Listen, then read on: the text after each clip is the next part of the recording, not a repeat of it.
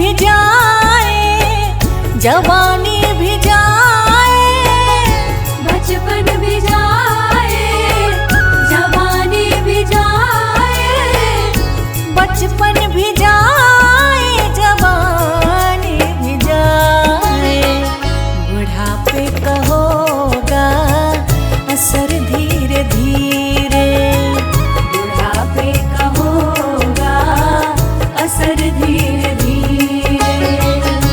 पल पल यूं आठों पहर धीरे धीरे, पल पल यूं आठों पहर धीरे धीरे। चली जा रही है उम्र धीरे धीरे, चली जा रही है उम्र धीरे धीरे।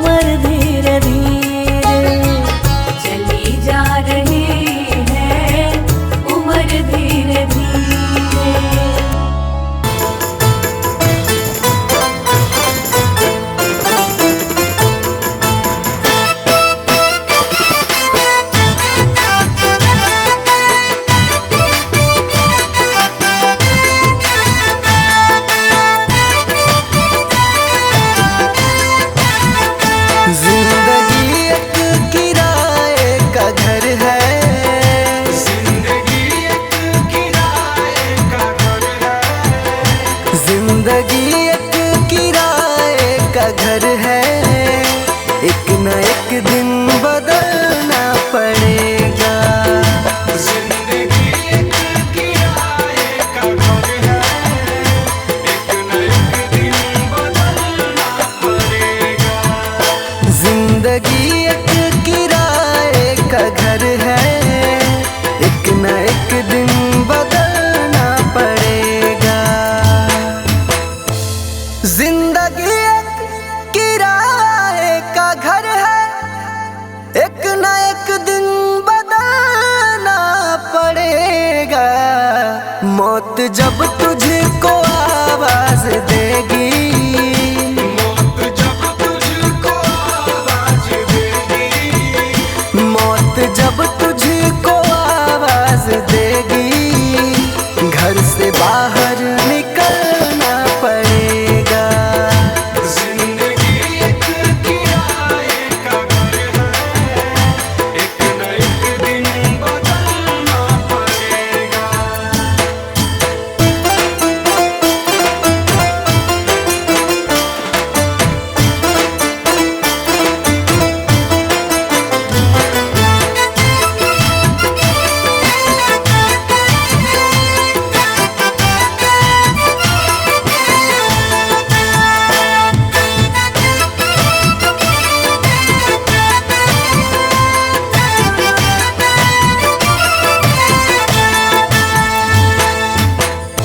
ढेर मिट्टी का हर आदमी है, बाद मरने के होना यही है।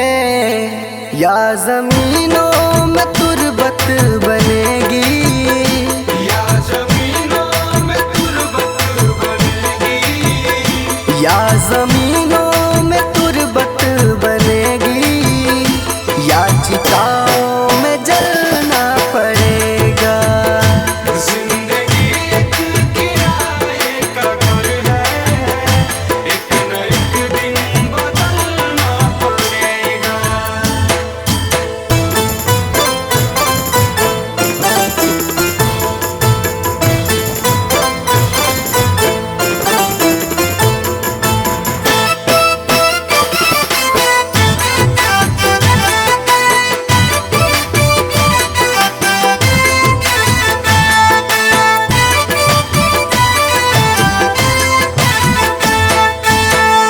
रात के बाद होगा सवेरा, देखना है अगर दिल सुनहरा। पाँव फूलों पे रखने से पहले, पाँव फूलों पे रखने से पहले, पाँव फूलों पे रखने से पहले, तुमको कांटों पे चलना पड़ेगा। जिंदगी एक किराए का घर है, एक न एक दिन बदलना पड़ेगा।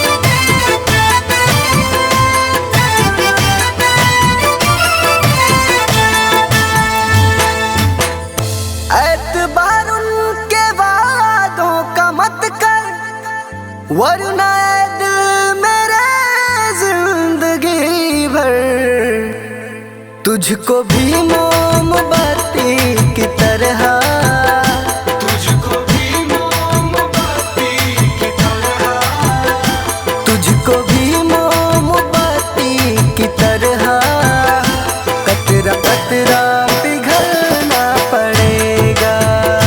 जिंदगी एक किराए का घर है, एक न एक दिन बदलना पड़ेगा।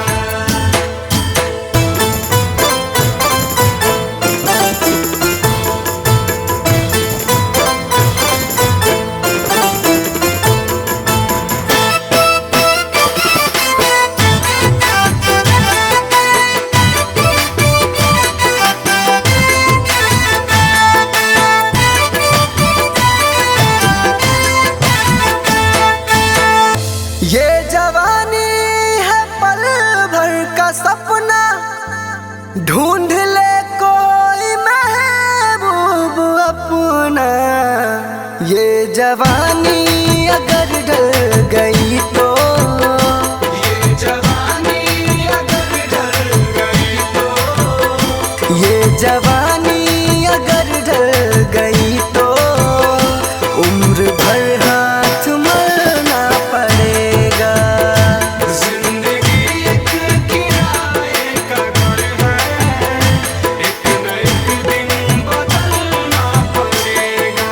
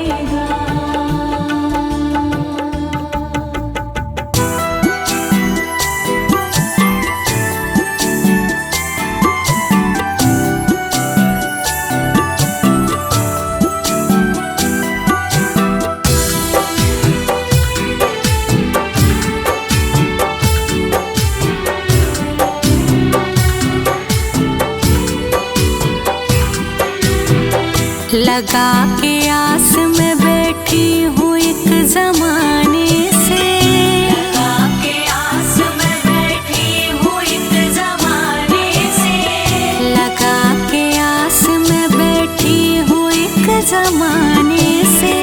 मिलोगे कब मेरे भगवान किस बहाने से, मिलोगे कब मेरे भगवान किस बहाने से, मिलोगे कब मेरे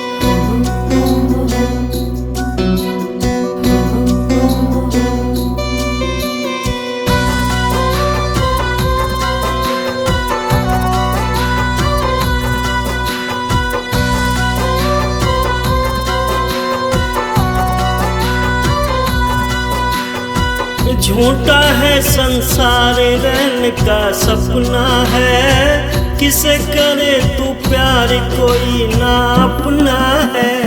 झूठा है संसार रैन का सपना है, किसे करे तू प्यार कोई ना अपना है।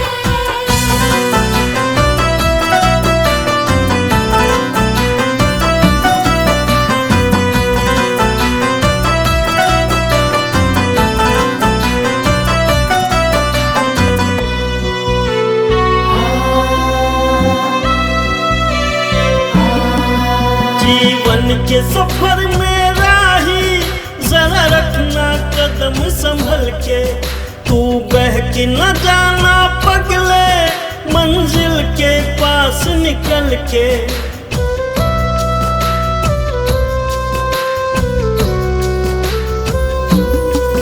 जीवन के सफर में राही जरा रखना कदम संभल के, तू बहक न जाना पगले मंजिल के पास निकल के। पार तुझे टपना है, किसे करे तू प्यार कोई ना अपना है।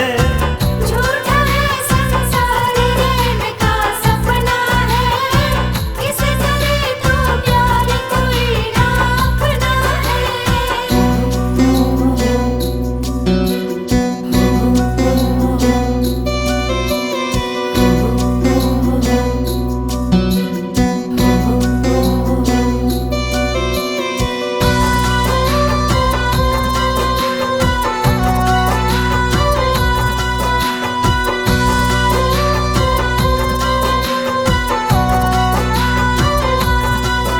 ओ माया के मत वाले पल पल में उम्र ढली जा, चक्कर में काल बलि के चक्की में मूंग दली जा।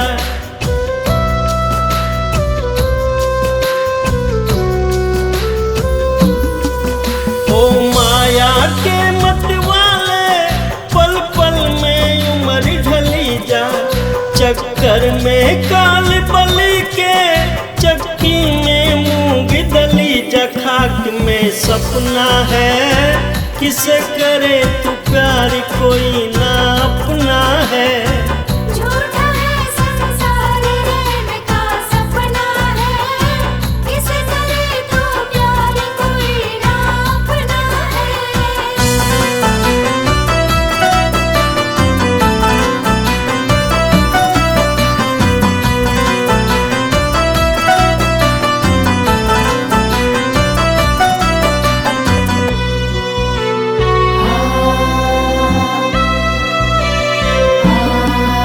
आया था प्याज कमाने, ना बाकी मूल रहा है। हो बंद अरे मन मूर्ख, तू बिल्कुल भूल रहा है।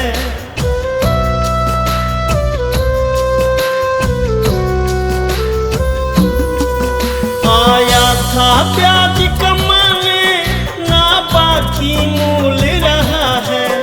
हो बंद अरे मन मूर्ख, तू बिल्कुल भूल रहा है। हरि को रटना है, किसे करे तू प्यार कोई ना अपना है। झूठा है संसार रैन का सपना है, किसे करे तू प्यार कोई ना अपना है। झूठा है संसार रैन का सपना है, किसे करे तू प्यार कोई ना अपना है। झूठा है संसार रैन का सपना है, किसे करे तू प्यार कोई ना अपना है।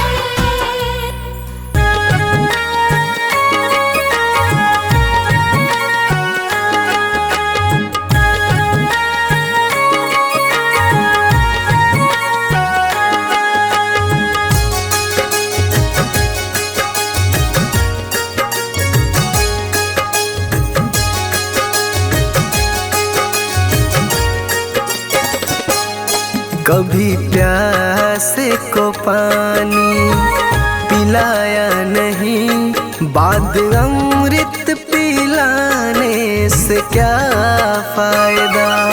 कभी गिरते हुए को उठाया नहीं, बाद आंसू बहाने से क्या फायदा। कभी प्यासे को पानी पिलाया नहीं, बाद अमृत पिलाने से क्या फायदा।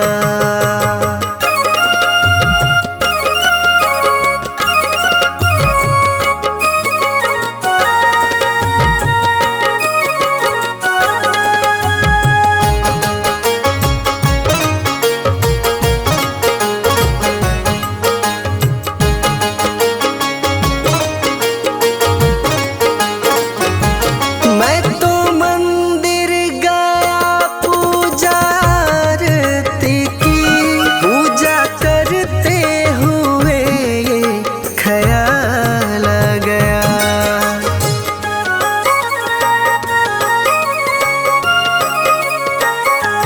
मैं तो मंदिर गया पूजा आरती की, पूजा करते हुए ये ख्याल आ गया। कभी माँ बाप की सेवा की ही नहीं, सिर्फ पूजा के करने से क्या फायदा। कभी प्यासे को पानी पिलाया नहीं, बाद अमृत पिलाने से क्या फायदा।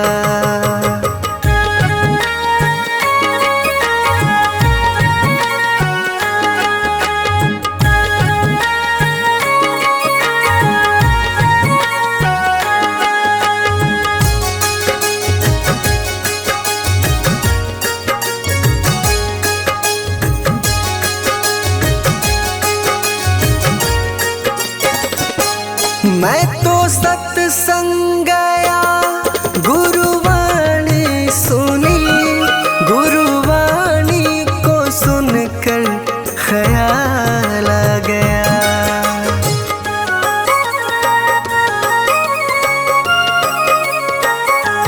मैं तो सत्संग गया, गुरुवाणी सुनी, गुरुवाणी को सुनकर ख्याल आ गया। जन्म मानव का लेकर दया न करी, फिर मानव कहलाने से क्या फायदा। कभी प्यासे को पानी पिलाया नहीं, बाद अमृत पिलाने से क्या फायदा।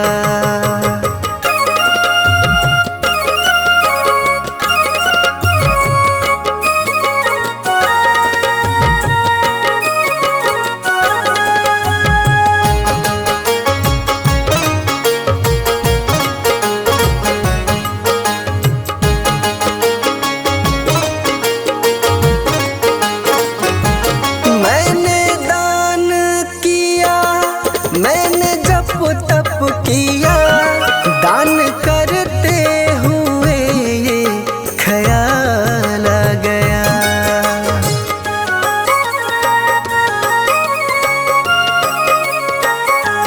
मैंने दान किया, मैंने जप तप किया, दान करते हुए ये ख्याल आ गया। कभी भूखे को भोजन खिलाया नहीं, दान लाखों का करने से क्या फायदा। कभी प्यासे को पानी पिलाया नहीं, बाद अमृत पिलाने से क्या फायदा।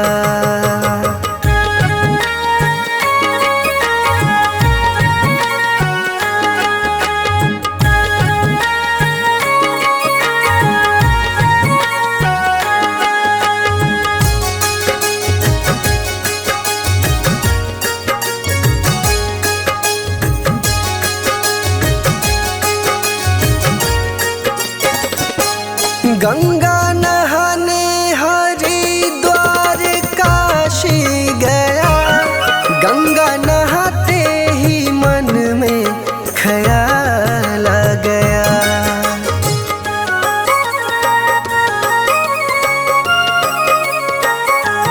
गंगा नहाने हरिद्वार काशी गया, गंगा नहाते ही मन में ख्याल आ गया। तन को धोया मगर मन को धोया नहीं, फिर गंगा नहाने से क्या फायदा।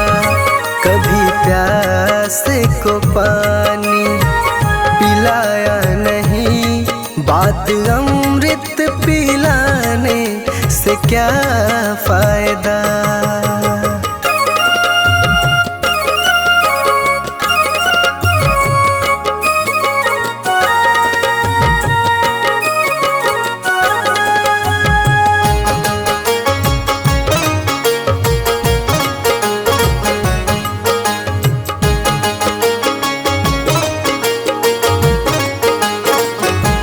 मैंने वेद पढ़े, मैंने शास्त्र पढ़े, शास्त्र पढ़ते हुए ये ख्याल आ गया।